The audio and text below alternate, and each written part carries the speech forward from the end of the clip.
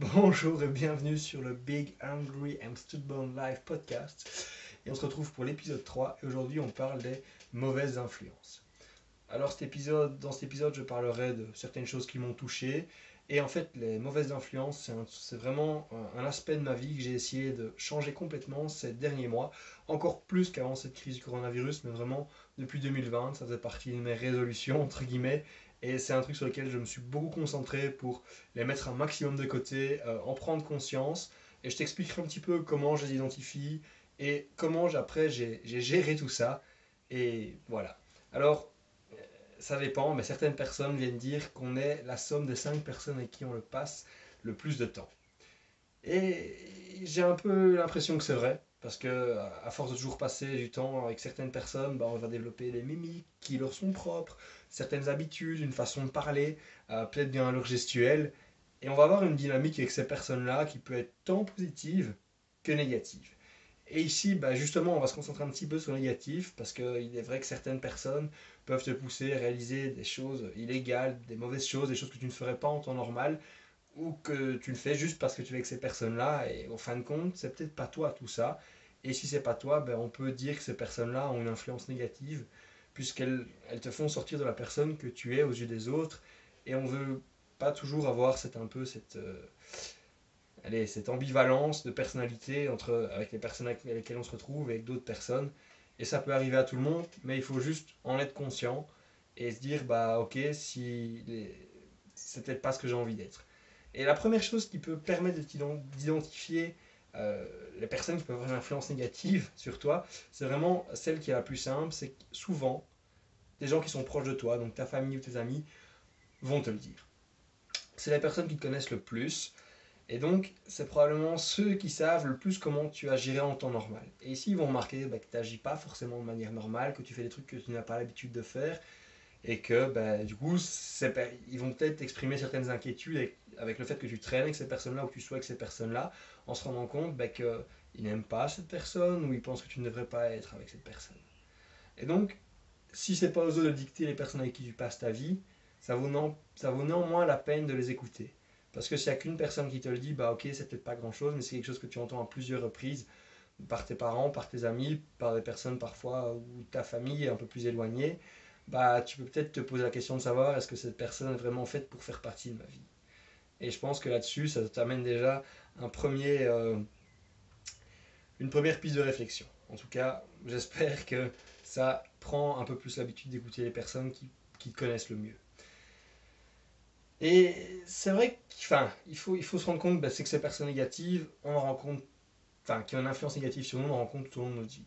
On les reconnaît absolument pas au premier coup d'œil, bah, parce qu'on doit apprendre à les connaître et elles doivent apprendre à nous connaître avant qu'on sache bah, s'ils vont avoir une influence négative sur nous. Et un truc que j'aime bien faire, c'est faire un bilan des choses. Du coup, c'est de me dire, bah, qu'est-ce que cette personne suscite chez moi. Et la plupart du temps, ben, ils vont susciter bah, des maux de tête, de manière imagée, beaucoup de questionnements, de dilemmes, des choix bah, qu'on n'a pas forcément envie de faire, qui n'en sont pas vraiment. Et en fin de compte, ça va susciter aussi énormément d'émotions négatives.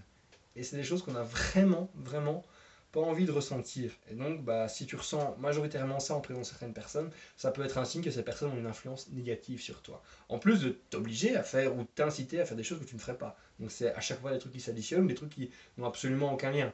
Mais voilà, ça te permet de faire un petit peu la part des choses. Ces personnes-là, elles vont aussi essayer de te faire comprendre que tu as tout le temps ou très souvent tort, et elles ne te soutiendront donc pas en fait. Elles attendront que toi, par contre, que tu les soutiennes, que tu leur dises qu'ils ont raison, en fait, que tu les confortes dans leur position. Et d'un certain sens, il n'y a rien de mauvais à vouloir donner sans attendre en retour. C'est pas parce que tu leur dis qu'ils sont de bons conseils, que ce sont des bonnes personnes, que tu dois forcément attendre qu'ils fassent la même chose avec toi. Mais le fait est que si c'est toujours une relation unilatérale qui va dans un sens où toi tu offres quelque chose de positif et que tu ne reçois rien de positif ou des choses négatives en retour, il y a beaucoup de chances pour que cette personne-là, ben, en fin de compte, sur le long terme, elle t'apporte pas que des bonnes choses. Et du coup, c'est aussi un signe qui doit te permettre d'identifier les personnes ben, avec cette influence négative parce qu'elles vont essayer de te, allez, elles vont essayer de remettre la faute sur toi, susciter un sentiment de culpabilité, de te dire que c'est de ta faute, alors que non. Parce que c'est ça qu'ils veulent par essayer de te faire comprendre que tu as tort ou ne pas soutenir en fin de compte. Dire bah, ce que tu fais, je le cautionne pas, c'est pas bien. Et ok, et peut-être que parfois ils auront raison, ça va te permettre de te remettre en question. Mais si c'est tout le temps, tout le temps et tout le temps, bah ça va détruire ta confiance en toi. Et une personne qui détruit ta confiance en toi, elle a absolument rien à faire dans ta vie. En tout cas, ça c'est mon avis. D'autres diront bah oui, ça peut être intéressant à voir, mais moi je pense que ces personnes-là n'ont aucune place dans notre vie. Ensuite, c'est des personnes qui passeront beaucoup de temps à nous dénigrer et à nous rabaisser. Ils vont essayer de nous tirer vers le bas de manière générale en fait. Ce qu'ils veulent, c'est juste bah, qu'on n'arrive pas à l'objectif. On ne peut pas réussir pour ces personnes-là parce que, bah voilà, il y a peut-être parfois pas de raison, mais des fois ils nous aiment pas, ou malgré le fait qu'on est dans un groupe d'amis, on n'a pas trop le choix, on partage certains amis, enfin certaines connaissances en commun, on n'est pas forcément amis avec d'autres, mais ces personnes-là sont dans le groupe.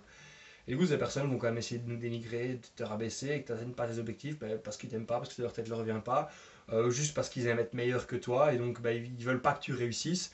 Il peut y avoir plein de raisons à ça, il ne faut pas essayer de les comprendre, trop se creuser la tête, parce que sinon bah, on devient un petit peu fou. Mais en tout cas, il faut juste se concentrer sur le fait, bah, ok, qu'est-ce que ces personnes veulent que moi, enfin, est-ce que ces personnes veulent que je réussisse? Si pas, bah, qu'est-ce que je fais entouré de personnes pareilles? Tu vois. Ensuite, c'est aussi des gens qui veulent toujours retirer quelque chose d'une relation. Et s'il n'y a rien qui ressort de cette relation, ça ne les intéresse pas. Ils doivent se sentir importants, ils vont donc chercher un moyen de se valoriser aux yeux des autres. Ça peut être. Et alors, comment ils peuvent faire ça pour se valoriser tout en empêchant toi de te valoriser ben, ils vont utiliser un humour qui sera vache, méchant, ben, qui ne fera peut-être pas rire tout le monde, probablement toi si tu es au centre de cette blague. Et du coup, c'est un humour, ben, il ne faut pas l'utiliser, ne le fais pas. Alors, ça peut être certain. Si vous connaissez très bien, ça peut être une forme d'humour vache. Si c'est un truc qui est récurrent, ok, il n'y a pas de souci, mais je pense pas que ce soit très sain. Notamment, c'est vraiment méchant, que ça ne fait rire personne. Ensuite, c'est les gens qui vont probablement essayer de minimiser vos accomplissements, vos réussites par rapport aux autres. Et du coup, en fait, tu vas te rendre compte bah, que tu as beau faire quoi que ce soit, c'est jamais bien assez, jamais grand assez. Et donc, bah, ces personnes-là, non, parce qu'en fin de compte, ils essayent de se remettre au centre, de dire je suis le meilleur. Et si tu peux pas être assez bon pour eux, bah, t'entoures pas de ces gens-là, quoi. Alors c'est aussi des personnes, j'ai remarqué, et ça m'est déjà arrivé pas mal de fois d'expérience, des gens qui vont essayer de vous faire comprendre, vous faire croire en tout cas, parce qu'ils ont un diplôme, qu'ils ont une expérience particulière ou qu'ils ont fait quelque chose dans leur vie, bah en fait ils vont essayer de te faire croire qu'ils valent plus que toi, et pour cette raison on devrait les écouter et qu'on ne devrait écouter personne d'autre, en fin de compte, tu vois. Ils veulent une sorte d'exclusivité qui est liée à leur expérience, à leur formation, à ce que tu veux, et leur but, c'est de se valoriser tout en dévalorisant les autres parce qu'ils n'ont pas eu la même expérience, le même parcours. Et voilà. Du coup, en fait, ça va être très dichotomique. Tu vas avoir des gens qui vont être. Lui va être bon, tu vois, et les autres vont être mauvais. Et ça, tu veux un peu éviter parce que bah, on vit pas dans les absolus. Absolument pas. Et donc, allez, gérer, être avec des absolus, c'est pas une bonne chose parce qu'on sait très bien que le monde c'est des teintes de gris, pas du blanc, du noir. Les gens sont parfois gentils, parfois méchants, et en fin de compte, bah, s'ils sont plus souvent gentils qu'ils sont méchants, on peut déterminer que c'est probablement des meilleures personnes. Si elles sont plus souvent méchantes que gentilles, bah, il est probable qu'elles fassent, voilà, hein, qu'elles soient plus ou moins méchantes. Enfin, j'aime pas ces mots-là, mais ce que je veux dire, c'est des gens qui vont avoir une vision très dichotomique, et voilà. Et ça, c'est pas une bonne chose non plus. Et voilà, ça n'a pas envie, en fin de compte, qui dévalorise parce que tu n'as pas eu une expérience, que tu n'as pas quelque chose. Parce qu'il y a quelque chose dont les gens ne se rendent pas compte souvent. C'est que ton expérience à toi, elle vaut quelque chose. Et ton expérience à toi, elle vaut parfois, en tout cas à tes yeux, elle vaut 1000 fois n'importe quelle autre expérience que quelqu'un d'autre peut avoir. C'est un truc sur lequel, bah, ok, imaginons, parce que voilà, tu sais probablement que je suis étudiant en kiné, on parle souvent de la douleur, et on se rend souvent peu compte de ce que c'est que la douleur quand quelqu'un d'autre la vit. On sait très bien ce que ça vit, enfin, et souvent les gens ne peuvent pas comprendre, ah t'as mal mais ça va passer. Mais non, enfin, t'as l'impression que les gens ne t'écoutent pas, qu'ils ne veulent pas, qu'ils n'essayent pas de rentrer en contact avec toi et d'essayer de comprendre comment tu la ressens. Mais en fait, c'est parce que c'est une expérience individuelle qui est propre à chacun. Et donc vouloir dévaloriser une expérience même si elle est différente de la sienne, c'est quelque chose, non, ça ne devrait pas être permis. Et donc, je t'invite à ces personnes qui dévalorisent ton expérience, ton ressenti, ben juste, faut pas voilà, jartelet, tu n'en veux pas, parce que ton expérience, ton vécu, c'est probablement plus important dans ta vie que quoi que ce soit d'autre. Parce que si tu peux même pas avoir confiance, toi, en ce que tu vis et en ce que tu penses, de retirer d'une expérience, ben, si les gens te retirent ça, c'est vraiment pas une bonne chose. Du coup, ton expérience, elle vaut quelque chose et garde-la bien, garde-la bien. Un truc sur lequel aussi, c'est, je me suis un peu penché sur, j'ai vite été voir sur internet ce que c'était que l'amitié. Je suis tombé sur Artup qui en 1993 parlait de l'amitié comme une relation dynamique privilégiée mettant en jeu des liens affectifs forts entre deux enfants qui eux-mêmes se considèrent comme égaux. Donc, qu'est-ce que ça fait ressortir cette citation que je trouve vraiment jolie en fait parce que même si on peut l'étendre à plus que des enfants, à des adultes, voilà, eh ben, je trouve qu'elle parle de réciprocité, de mutualité dans une relation. Mais également, un truc qui est très important, d'égalité. Et je ne sais pas si tu as un peu suivi ce que je t'ai dit par rapport à ces personnes, ces mauvaises influences, eh ben, tu te rendras bien vite compte que si tu les considères comme des amis, tu ne vas probablement pas retrouver ce principe d'égalité parce qu'ils vont se placer au-dessus de toi. Ensuite, la réciprocité, ben, comme c'est des gens qui ont probablement un intérêt dans une relation, ben, tu ne la retrouveras pas non plus. Et la mutualité, ben, elle est aussi liée à cette réciprocité, à cette égalité. Donc, c'est des choses qui sont incompatibles en fin de compte avec les relations que tu vas entretenir avec ces personnes-là. Un bon moyen que tu pourrais de vérifier ça, c'est essayer de peut-être pas contacter ces gens-là pendant un certain temps. Tu verras s'ils te contactent. S'ils ne te contactent pas, c'est probablement que pour ces gens-là, c'est peut-être pas très important ou qu'en tout cas, ils n'avaient peut-être pas des sentiments aussi forts à ton égard que toi, tu en avais vis-à-vis des leurs. Et en fin de compte, aussi, tu pourrais leur demander un service de manière complètement désintéressée, donc pour laquelle ils ne retirent absolument rien. Il est probable qu'ils ils soient trop occupés, ils n'ont pas envie, ils fassent autre chose. Et donc, s'ils ne peuvent rien en retirer, ça ne les intéresse pas. Et du coup, c'est aussi un signe qui devrait te mettre la puce à l'oreille. Un truc que j'ai pu remarquer, et ça, c'est assez drôle, je t'expliquerai ça après via une histoire. Enfin, je t'expliquerai ça d'abord via une histoire. C'est que voilà, j'avais une conversation avec un groupe d'amis, des gens à qui je m'entendais plutôt bien, et c'est vrai qu'au bout d'un moment, je commençais justement à me poser cette réflexion sur les influences négatives et tout, et j'ai essayé de prendre un grand pas en arrière, de prendre du recul et juste, voilà, de me mettre en retrait et de voir ce qui allait se passer. Et un jour, je suis retourné sur cette conversation, et c'est assez drôle parce que je me suis rendu compte que j'avais rien demandé, j'avais pas été actif sur la conversation depuis plusieurs jours, semaines, je ne sais plus. Et que je me suis retrouvé assailli, dévalorisé et critiqué de manière gratuite vis-à-vis de certaines de mes compétences, qualités ou connaissances. Voilà, j'estime pas forcément être toujours meilleur, dans certains domaines elle est plutôt bonne. Mais voilà, je me suis fait attaquer. Le fait est que comme je n'étais pas sur la conversation, je me suis pas défendu ou quoi. Et voilà, enfin, soit, c'était pas un problème. Mais et je suis pas du tout le genre de personne à avoir un problème avec la critique. J'adore la critique parce que je suis quelqu'un qui adore me remettre en question, évoluer. Et surtout, je pense que quand elle est constructive, elle permet d'aller de l'avant. Et ici, c'était clairement pas le cas. C'était vraiment quelque chose de méchant. Comme je parlais plus tôt de cet humour méchant, c'était justement tourné en forme de blague.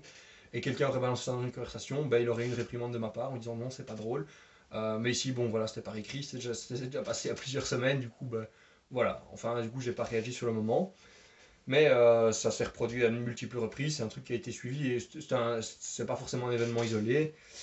Et ce qui est assez drôle, c'est qu'en fait, cette personne-là, elle le faisait alors que j'avais accès à cette conversation. Du coup, en fait, elle s'en foutait que je puisse le voir. Il avait un peu ce sentiment de supériorité et se dire, si je peux le faire, je le fais et tant pis des répercussions, tant pis des conséquences et voilà. Et je trouve ça vraiment c'est des personnes qui ont du culot, qui ont beaucoup confiance en eux. Euh, c'est des, qui ont beaucoup confiance en elles, pardon, ces personnes. Et du coup, c'était un peu juste, mais voilà, cette personne-là, j'ai quand même de l'estime, même si ce qu'elle a fait, c'est une personne qui est compétente dans son domaine, qui a certaines qualités, et je trouve ça un peu fou de se dire, voilà, pourquoi elle fait ces choses-là. Mais voilà, parfois les gens font des actions, ils ne savent pas pourquoi, et c'est de la folie peut-être un petit peu. Et voilà, après, je dois dire, j'en ai même pas en fait voulu à ses amis, parce que personne ne m'a défendu, personne n'a pris le temps, tiens, pourquoi ou quoi, non, c'est juste, tiens, c'est drôle, on a rigolé, et voilà. Et encore moins à celui qui l'a dit, parce que voilà, comme je disais, c'est quelqu'un que j'estime, enfin d'une certaine manière, peut-être pas au niveau relationnel, mais je pense qu'il a certaines compétences et des choses qu'il ne faut pas lui enlever. Mais en fait, et je trouvais ça même assez drôle, parce que voilà, j'en viens à ce que je voulais te dire, c'est que souvent, les plus grands haters que tu as, ça va être tes plus grands fans. Et ici, c'était typiquement le cas, parce que le fait qu'ils mettent cette haine, entre guillemets, qui me dévalorise, qu'ils prennent le temps, qu'ils prennent une partie de sa journée pour me faire une critique, pour me dire quelque chose de méchant, eh ben, en fin de compte, il y a personne dans la vie qui prend le temps de se poser, de, vous dire de dire une gentillesse. Mais les gens qui prennent le temps dans leur journée pour vous dire quelque chose de méchant, eh ben, je pense que ça veut dire qu'ils n'ont pas grand-chose à faire de leur journée, peut-être. Mais c'est qu'ils allez, ils prennent de leur énergie, ils prennent de leur passion, juste pour vous faire une pique. Et je le vois plutôt comme ça qu'en fin de compte, que comme... c'est c'est toujours bien les louanges, mais ici je trouve qu'en fait ça avait une autre signification, parce que il a détourné son chemin pour faire une pique ben, peut-être gratuite, voilà. Il a dû réfléchir, il a pris de son temps, de son énergie pour en final dire quelque chose à quelqu'un qui n'aime peut-être pas. Et, et en fin de compte, si moi j'aime vraiment pas cette personne, ben, je m'en fous en fait de ce qu'elle fait. Elle peut faire ce qu'elle veut. Si ça lui fait le plus grand bien, tant mieux. Ça lui fait le plus grand mal, tant pis. Mais ici, visiblement, ce que je fais ou ce que je dis, ça lui importe. Malgré le fait qu'il dit que ça ne lui importe pas ou que je le fais mal. Et du coup, je trouve ça, voilà, en fin de compte, je trouve ça presque. Enfin, voilà, c'est un fan, entre guillemets, c'est un fan refoulé qui ne se le dira jamais, mais c'est sa manière à lui de faire, de contribuer à ce que je produis. Donc ça peut être via ici, via des interventions sur les réseaux sociaux, puisque voilà, je discute souvent avec des gens, et voilà, j'essaie de transmettre une information que j'ai de manière la plus claire possible, ce qui n'est pas toujours le cas, qu'on se le dise. J'essaie encore de faire des efforts à ce niveau-là. Mais voilà, et du coup, en fait, je trouvais ça. En fin de compte, j'ai essayé de retourner ces situations négatives de manière positive. Et en fin de compte, ça m'a fait sourire, ça m'a fait rire. Et j'étais plus triste pour lui parce que, plutôt de propager la joie, la bonne humeur, et allez, qu'est-ce qu'il propageait enfin, quelque chose de méchant, d'inutile. Et du coup, bah, moi, ça m'a plutôt fait rire, plutôt fait bien rire, entre guillemets. J'étais plutôt content. En fin de compte, voilà, j'ai retiré le positif de cette situation, et ça, c'est un truc sur lequel je pense que ça peut beaucoup aider avec les mauvaises relations. Bah, en fin de compte, bah, voilà, c'est un apprentissage, on apprend à connaître un peu plus cette personne. Je sais qu'à l'avenir, bah, je lui accorderai encore moins de crédibilité ou encore moins enfin, de mon attention, parce que voilà, s'il a envie de continuer, qu'il continue, grand bien lui fasse. Il parle de moi, que ce soit en bien ou en mal, bah, c'est de la publicité, donc voilà, il fait ce qu'il veut. Et en fin de compte, ça m'a plutôt bien fait rire, du coup. Voilà. Et c'est vrai que du coup, ça me fait rebondir, comme je suis dans le monde du sport et de la santé via mes études, c'est un truc que je remarque qui est très présent dans ce monde-là. J'ai déjà discuté avec des kinés, on n'avait pas forcément les mêmes idées, et alors certains, bah, parce qu'ils prétextaient à être diplômés, estimaient bah, ta gueule, t'as pas de diplôme, du coup t'as pas voix au chapitre. Et donc c'est ce que j'expliquais par rapport à l'expérience qu'on avait avant, ils dévalorisent complètement l'expérience que des gens peuvent avoir, que l'expertise que je peux avoir, qui ici était dans un domaine qui était bien, notamment le sport, et ben, que lui n'était pas du tout dans ce milieu-là, surtout encore moins dans ce sport-là. Et donc le fait qu'ils viennent critiquer, qu'ils viennent dire que je connais pas mon sujet, voilà, c'est des gens ben, qui, d'ailleurs je peux le dire, c'est une personne qui m'a laissé une première impression exécrable, avec laquelle je n'ai plus jamais envie de travailler, et je travaillerai probablement jamais. Du coup, c'est pour vous dire que votre façon de traiter les autres, au niveau ben, enfin, voilà, de votre comportement et tout ça, va aussi jouer sur les influences. Et voilà, c'est une personne avec laquelle ben, j'ai pas eu du tout envie de partager. C'est quelqu'un qui faisait un concours, voilà, moi je connais telle chose, toi tu les connais pas parce que t'as pas tel diplôme, t'as rien, mais voilà, tout n'est pas toujours question de diplôme, d'expérience. On peut parfois juste faire des découvertes fortuites sur le chemin de la vie, et en tout cas ces mauvaises personnes voudront aussi minimiser tout ce que vous faites. Du coup, voilà.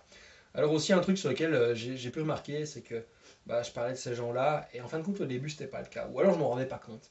Et il y a eu cette transition dans laquelle, bah ok, c'est pour ça que j'ai voulu prendre un peu de recul, parce que je me rendais compte qu'à un moment, bah, je me retrouvais plus dans cette relation, dans cette dynamique-là, et du coup, bah, qu'est-ce qui se passe? Je change, c'est moi qui change, ou c'est eux? Et le fait d'avoir pris un peu de recul, me dire, bah, je pense pas que ce soit moi qui change, en fait, c'est eux. Et du coup, des gens avec lesquels on est très proches, des amis qui ont vraiment une bonne influence sur nous, peuvent aussi changer. Parce qu'on sait, bah, on a tous un vécu différent, il peut se passer quelque chose de grave dans notre vie, quelque chose de très bien. Et du coup, ben, notre façon de voir la vie, elle change, et nos expériences ben, vont modeler tout ça, nos expériences passées, futures et présentes. Et donc, bah, c'est des personnes bien peuvent se trouver mauvaises, de mauvaises influences peuvent se trouver être finalement de bonnes influences bah, dans l'avenir, parce qu'ils se sont rendus compte que quelque chose n'allait pas. Et donc voilà. Du coup, faut aussi laisser aux personnes l'opportunité de changer, pas vouloir être réfractaire, parce que Si vous essayez de les empêcher de changer, bah, c'est vous en fait qui allez avoir une mauvaise influence sur eux et tout ce qu'on a dit pourra s'appliquer à vous. Donc laissez les gens changer et surtout accepter qu'ils puissent changer autant du bien vers le mal que du mal vers le bien. Et si possible, parfois accordez-leur une seconde chance si vous voyez qu'il y a eu des efforts qui ont été faits. Et un autre truc qui m'a beaucoup aidé, et c'est un truc que je me répète souvent, voilà, quand les gens disent quelque chose de méchant, voilà, c'est un truc vraiment qui m'aide beaucoup. Ce qu'il faut comprendre, c'est que la façon dont ils se comportent, ou de ce qu'ils peuvent dire avec toi, ou te dire, ça ne reflète pas ce que tu es toi, mais ça reflète la façon dont eux se sentent à propos d'eux-mêmes.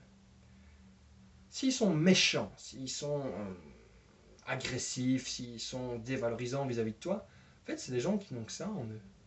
Et voilà, c'est des gens qu'on n'a jamais pris le temps de valoriser, qu'on n'a jamais pris le temps d'être gentil avec eux. Et donc, en fin de compte, ces gens-là, c'est même pas de la colère qu'il faut avoir pour eux. Allez, j'ai pas envie de dire que ce soit de la pitié, parce que c'est une manière. Ça va être connoté de manière négative, mais voilà, essayez d'avoir un petit peu d'empathie pour ces gens-là, parce qu'en fin de compte, sinon rien d'autre à faire que d'être méchant, que d'être. Enfin voilà, que de dévaloriser les autres ou de faire des conneries. Bah, je pense que leur vie est bien triste, et à ce moment-là, bah, essaie de leur donner un petit peu de toi. Bah, qu'est-ce que je peux leur donner? C'est d'avoir une influence positive sur eux.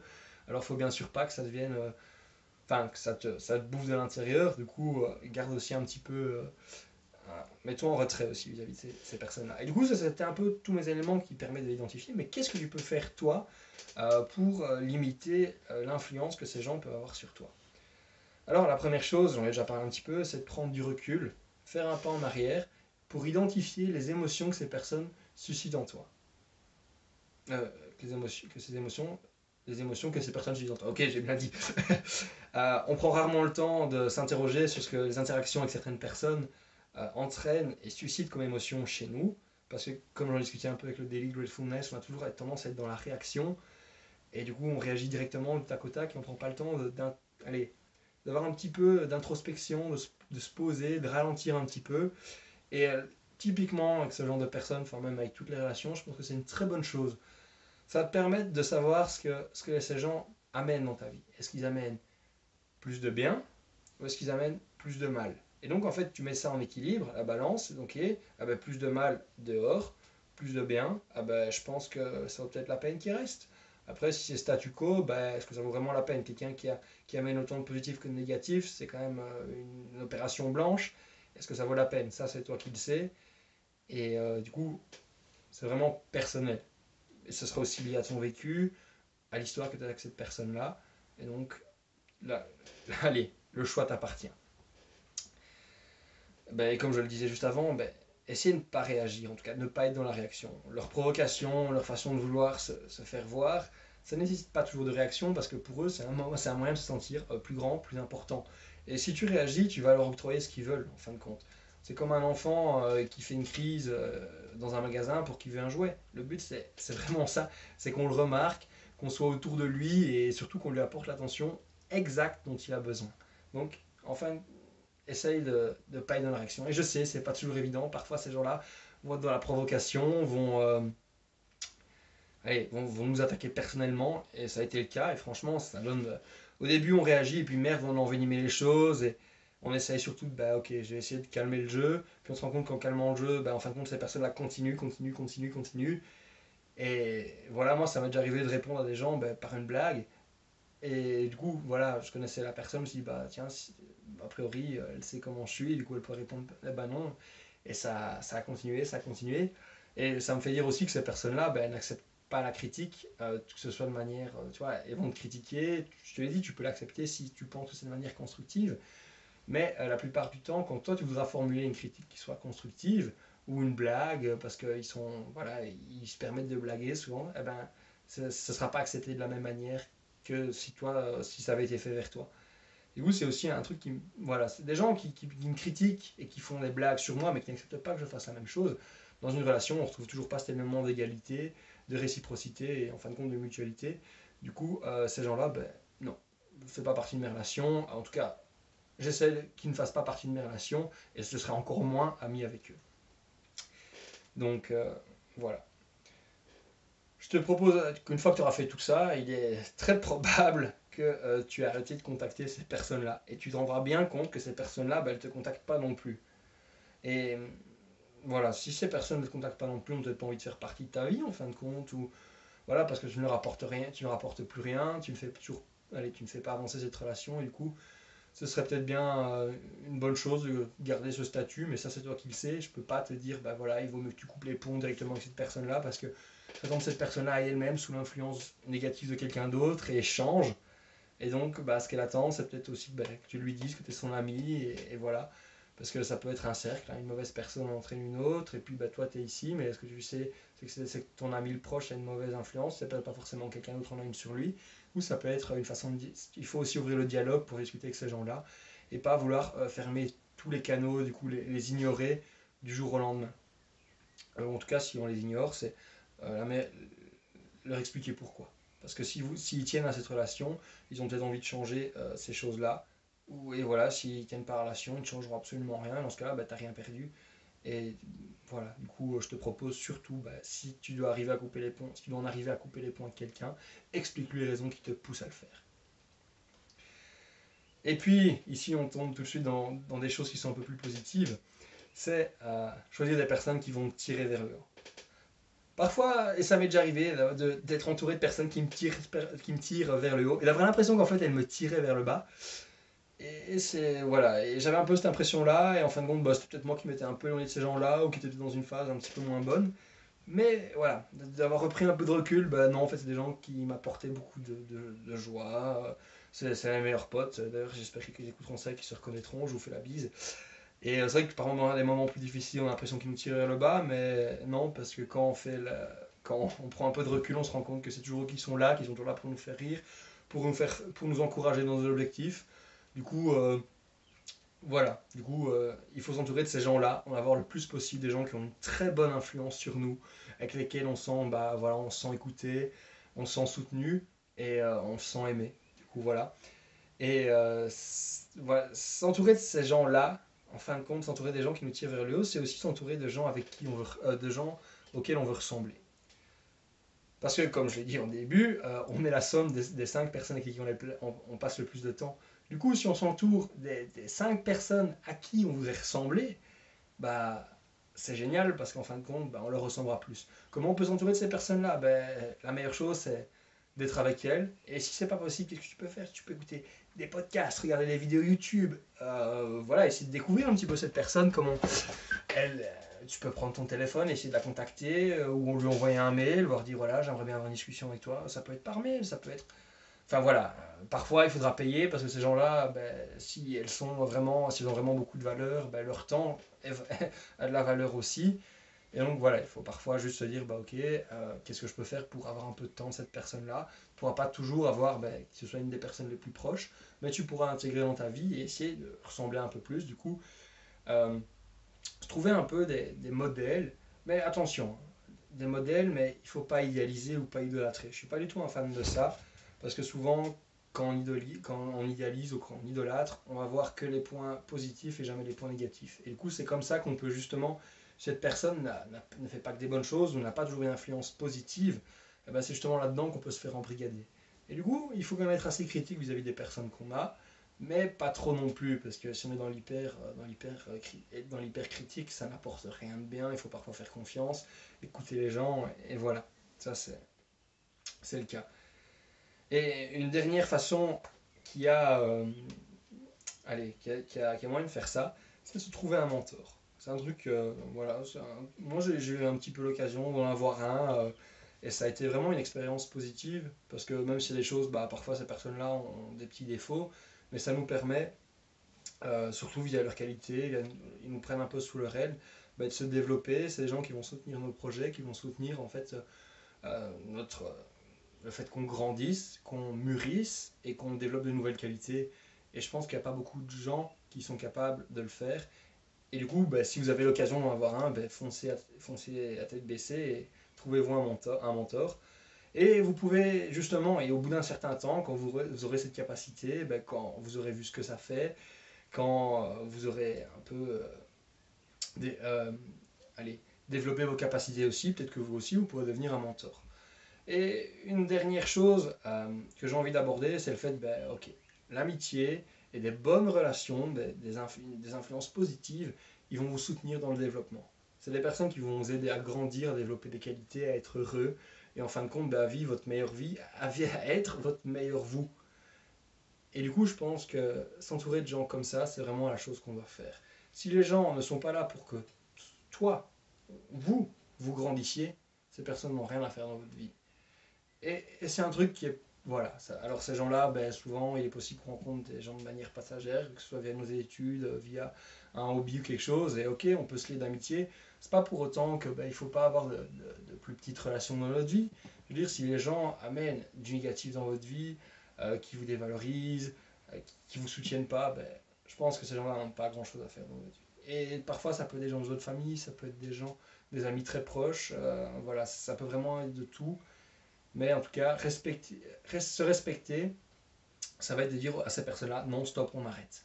On impose des limites, on leur dit, ok, il est peut-être temps qu'on arrête les frais, je n'aime pas quand tu fais ça, je veux plus que tu fasses ça, et si tu n'es pas prêt à l'accepter, on ne se voit plus. Voilà. Et si la personne accepte qu'elle fait des changements, ok. C'est-à-dire qu'elle veut faire des efforts, qu'elle a envie d'être dans votre vie, et si pas, si elle n'est pas prête à faire tout ça, non.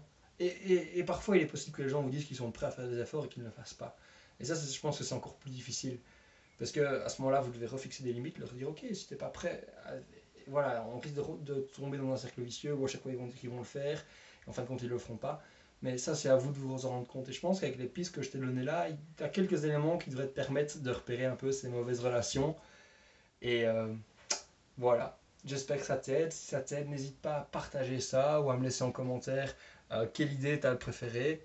Et on se retrouve bientôt pour un prochain épisode, soit du Smart and Strong podcast, soit du Big Hungry and Stubborn Life podcast. Allez, salut!